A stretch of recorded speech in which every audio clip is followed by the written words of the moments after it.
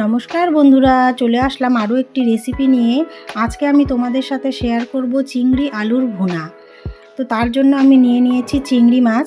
এখানে চিংড়ি মাছগুলো আমি ভালো করে পরিষ্কার করে ধুয়ে নিয়েছি, আর যে রগগুলো থাকে সেগুলো বের করে পরিষ্কার করে নিয়েছি। আর নিয়ে নিয়েছি এখানে পেঁয়াজ কুচি, আর আদা রসুন গ্রেট করা, কাঁচা লঙ্কা কুচি, টমেটো বাটা, ধনেপাতা, আর আলু দিয়ে করব তাই আলু লাগছে। এদিকে আমি কড়াতে তেল দিয়ে দিলাম। তেলটা একটু গরম হয়ে আসলে সবার প্রথমে আমি আলুটা ভেজে তুলে নেব। তো আলুটা আমি লাল করে ভেজে তুলে নিলাম।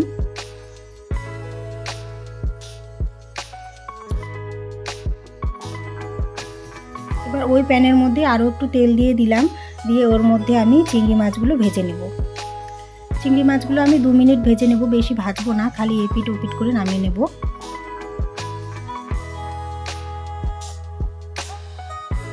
তো আমার চিংড়ি মাছগুলো ভাজা হয়ে গেছে, আমি নামিয়ে নিলাম। এবার ওই তেলের মধ্যে আমি আরও একটু তেল দিয়ে দেব। ওর মধ্যে দিয়ে দিলাম পেঁয়াজ কুচি। পেঁয়াজটা আমি ভালো করে ভেজে নেব।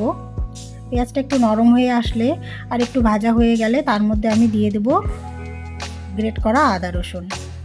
এখানে আদা রসুন আমি গ্রেট করে নিয়েছি, পেস্ট করে নিইনি। আর এর মধ্যে আমি দিয়ে দেব লঙ্কা কুচি, দিয়ে একটু নাড়াচাড়া করে এবার দিয়ে দেবো আমি টমেটো বাটা। টমেটো বাটাটা দিলে পরে গ্রেভিটা ভালো হয় আর টেস্টটাও ভালো আসে। এই মশলাটা আমি ভালো করে কষিয়ে নেব। প্রয়োজনে একটু করে জল দিয়ে মশলাটা কষিয়ে নিতে হবে যাতে পেঁয়াজগুলো একদম গলে যায়। এবার দিয়ে দিলাম লবণ, হলুদ, ধনে গুঁড়ো, জিরে গুঁড়ো, আর দিয়ে দিলাম রঙের জন্য কাশ্মীরি লঙ্কার গুঁড়ো। দিয়ে মশলাটা আমি ভালোভাবে কষিয়ে নেব, আর অল্প করে জল দিয়ে কষিয়ে নিতে হবে, তাহলে মশলাটা পুড়ে যাবে না আর পেঁয়াজটাও গলে যাবে।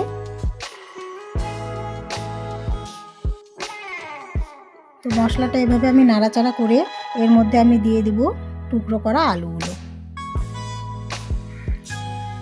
যে আলুটা আমি ভেজে রেখেছিলাম সেই আলুগুলো দিয়ে দিলাম, দিয়ে একটু নাড়াচাড়া করে একটু জল দিয়ে আমি ঢাকা দিয়ে দেব যাতে আলুটা সেদ্ধ হয়ে যায়।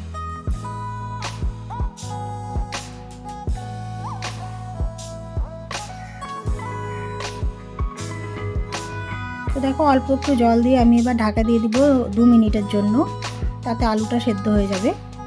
তো 2 মিনিট পর চলে আসলাম। দেখো মশলা থেকে তেল ছেড়ে এসেছে আর আলুগুলো বেশ সেদ্ধ হয়ে গেছে। এবার আমি এর মধ্যে দিয়ে দেব ভেজে রাখা চিংড়ি মাছগুলো।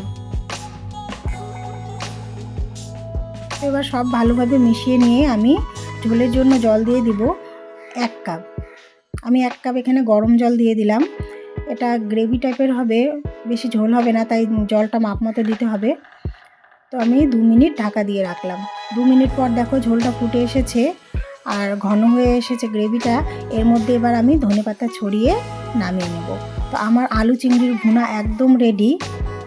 এটা খেতে দারুণ লাগে, গরম ভাতের সাথে দুর্দান্ত লাগে। আর আমার এই রেসিপিটা তোমাদের যদি ভালো লেগে থাকে একটি লাইক করে দেবে, আর সাবস্ক্রাইব করে রাখতে একদম ভুলবে না। দেখা হচ্ছে আরও একটি নতুন রেসিপি নিয়ে।